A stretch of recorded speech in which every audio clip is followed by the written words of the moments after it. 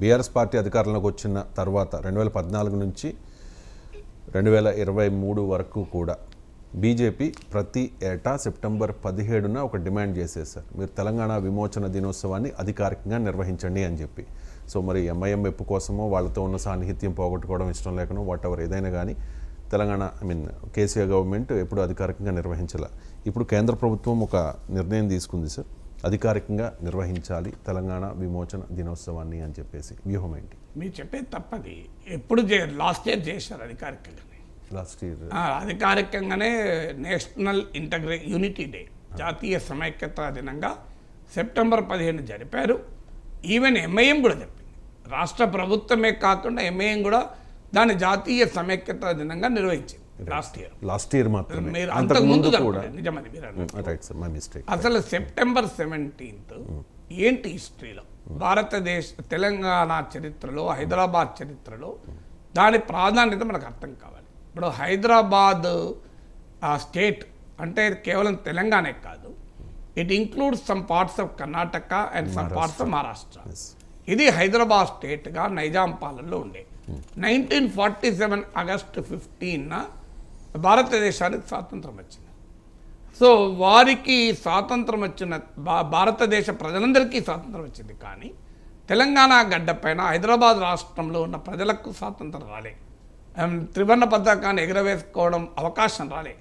1948 September 17న Hyderabad రాష్ట్రం భారత యూనియన్లో భాగమైంది. అంటే హైదరాబాద్ రాష్ట్రం తెలంగాణ బిడ్డలు సగర్వంగా భారతీయులుగా అధికారికంగా, ఎమోషనల్గా ఎప్పుడైనా భారతీయులే, కానీ అధికారికంగా భారతదేశంలో భాగమైన రోజు కనుక ఏ దేశభక్తియుత తెలంగాణ బిడ్డకైనా సెప్టెంబర్ 17 చారిత్రక దినం. మన ఈ గొప్ప దేశంలో భాగమయ్యాం, ఇంతకన్నా ఆనందం ఏముంటుందండి? ఇంతటి భారతదేశం మనం గర్వించదగ్గ భారతదేశం నా జన్మభూమి అని గర్వంగా చెప్పుకునే భారతీయులు ఎవరైనా తెలంగాణ గడ్డపైన ఆనందంగా గడుపుకుంటారు కదా. అందువల్ల September 17 it's the day of integration of Hyderabad into Indian union. Hyderabad సంస్థానము భారతదేశంలో విలీనమైన రోజు. అన్ఫార్చునేట్లీ దీన్ని జరపడానికి ముస్లింలతో లింక్ చేసి ముస్లిం అపీజ్మెంట్ పాలిటిక్స్, అంటే విలీన దినోత్సవాన్ని జరిపితే ముస్లింలు బాధపడతారు. ముస్లింలు ఎందుకు బాధపడతారని వాళ్ళకేం సంబంధం? రాజు ముస్లిం రాజు కావచ్చు, ప్రజలు హిందువులు కావచ్చు. ఆ మాటకైతే నిజాంకు వ్యతిరేకంగా పోరాడిన ముస్లింలు లేరా? షోయబుల్లా ఖాన్ చేతులు నరికేశారు కదా రజాకర్లు, నిజాంకు వ్యతిరేకంగా రాసినందుకు. అంతకుముందు బెదిరించారు కూడా, నిన్ను నరికేస్తామని. అయినా కూడా భయపడకుండా రాశాడు కదా. షోయబుల్లా ఖాన్ ముస్లిం కాదా? సో మీకు నిజాం ప్రభుత్వానికి వ్యతిరేకంగా పోరాడిన మగ్దూమ్ మొయినుద్దీన్ ఆయన ముస్లిం కాదా? ఇలా చాలామంది ముస్లింలు ఉన్నారే. సో అలాంటప్పుడు ఈవెన్ భూస్వాములు, హిందూ భూస్వాములంతా నైజాంకు మద్దతే కదా. అంటే అక్కడ హిందూ భూస్వాములు నిజాంకు మద్దతుగా ఉన్నవారు ఉన్నారు, నిజాంకు వ్యతిరేకంగా పోరాడిన ముస్లింలు ఉన్నారు. కానీ అన్ఫార్చునేట్లీ ఎంఐఎం ప్రభావం వల్లనో ఒక రాంగ్ నెరేటివ్తో విలీన దినోత్సవాన్ని జరిపితే ఎక్కడ ముస్లిం ఓడిపోతుందో అని బీఆర్ఎస్ జరపలేదు. అది బీఆర్ఎస్ చేసిన రాజకీయ నేరం. అది బీజేపీకి ఆయుధమైంది. బీజేపీ దాన్ని ఉపయోగించుకుంటూ చూడు, ముస్లిం సంతుష్టీకరణ రాజకీయాల కొరకు, ముస్లిం బుజ్జగింపు రాజకీయాల కొరకు హైదరాబాద్ చరిత్రలో ఉన్న ఈ గొప్ప దినాన్ని జరుపుకోవడం లేదు అని బీజేపీ మొదలుపెట్టింది. అక్కడ వరకు కరెక్ట్. కానీ బీజేపీ ఏం చేసిన దానికి, దీన్ని విమోచన దినం అంటే ముస్లిం రాజు నుంచి హిందూ ప్రజలకు విమోచన కలిగిన దినము అని పోరాడింది. అక్కడ ఆ రోజు తెలంగాణ చరిత్ర ఎవరినైనా అడగండి, నల్గొండ, వరంగల్, ఖమ్మం గ్రామాలకు వెళ్ళి ఇప్పుడైనా అడగండి, చెప్తారు. అసలు అది హిందూ ముస్లిం పోరాటమే కాదు, అది పోరాటం భూస్వామ్య విధానానికి వ్యతిరేకంగా, రాచరికానికి వ్యతిరేకంగా, రాచరికపు ప్రైవేట్ కిరాయి సైన్యాలైన రజాకర్లకు వ్యతిరేకంగా పేద తెలంగాణ బిడ్డలు తిరగబడ్డారు. బాంచన్ దొర, కాల్మక్తా అన్న పేద రైతాంగం తుపాకీ పట్టి నిజామును గడగడలాడించిన రోజు. ఒక సాధారణ మహిళైన చాకలి ఐలమ్మ ఎత్తిన ఆయుధానికి నిజాం సంస్థానమే గడగడలాడింది. అది ఒక దొడ్డి కొమరయ్య అమరుడైన నేపథ్యం చూసాం.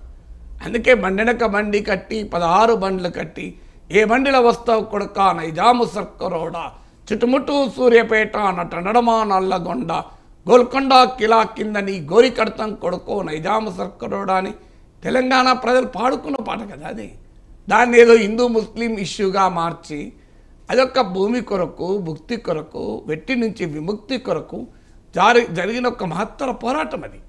ఆ పోరాటాన్ని హిందూ ముస్లిం స్ట్రగుల్గా మార్చి బీజేపీ దాన్ని ఎక్స్ప్లాయిట్ చేయాలని చూస్తోంది.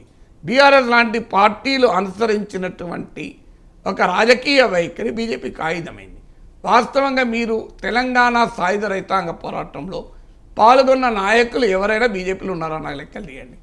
లెట్ బీజేపీ టెల్ ఇంకో మా పార్టీలో మొదటి నుంచి ఇంకో తెలంగాణ సాయుధ పోరాట నాయకుడినా 4 ఏళ్ళుగా మా పార్టీలో ఉన్నాడని చూపెట్టమని ఒక్కరి పేరు. తెలంగాణ సాయుధ పోరాట నాయకత్వం వహించిన వాళ్ళు ఎవరు? మీకు రావి నారాయణ రెడ్డి జవహర్లాల్ నెహ్రూ కన్నా మొదటి లోక్సభ ఎన్నికల్లో మెజార్టీ ఎక్కువ వచ్చింది.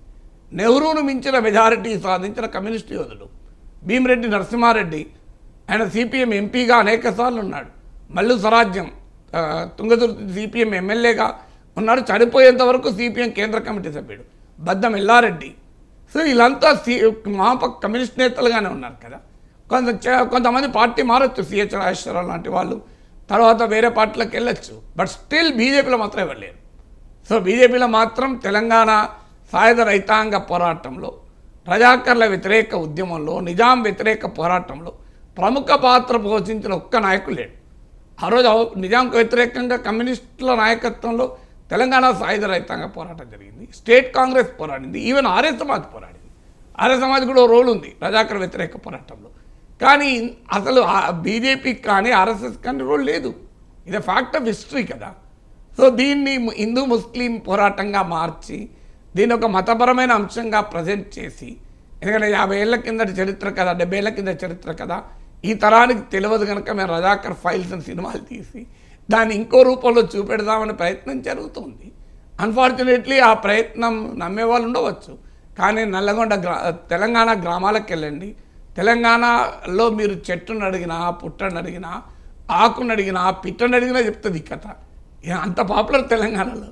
ఇదేమి వాళ్ళు ఏ రాజకీయ పార్టీ నుండి ఆ జరిగిన పోరాటం గురించి చెప్పరా? జాగలేలం ఎక్కడ పనిచేసింది? దొడ్డి కొమ్మరి ఆర్ఎస్ఎస్లో పనిచేశారా? జాగలేలం ఆర్ఎస్ఎస్లో పనిచేసిందా? మీకు బందగి ఆర్ఎస్ఎస్లో పనిచేశాడా? మీకు వీళ్ళంతా ఎవరితో ఎక్కడ యాదగిరి ఎక్కడ పనిచేశాడు? సో ఇవన్నీ వీళ్ళ చరిత్ర ఇప్పటికి కూడా మనం వాళ్ళ గురించే కలిసి. నినగామన్న రేవంత్ రెడ్డి ఏమన్నాడు? చాగలేలమ్మ విగ్రహం పెడతామన్నాడు కదా. చాగలేలమ్మ ఎక్కడ పోరాడింది? ఏ పార్టీ తరఫున, ఏ ప్రజా ఉద్యమంలో పాల్గొన్నది? ఈ చరిత్ర తెలిసిందే కదా అందరికీ. సో అందువల్ల దాన్ని సెప్టెంబర్ 17 విమోచనా దినం పేరిట హిందూ ముస్లిం ఇష్యూగా హైదరాబాద్ హిస్టరీని ఆ పోరాటంలో భాగస్వాములు కానివారు ప్రచారం చేయడం అనేది ఇట్ ఇస్ తెలంగాణ చరిత్రకు అన్యాయం చేయడం కదా. Right sir.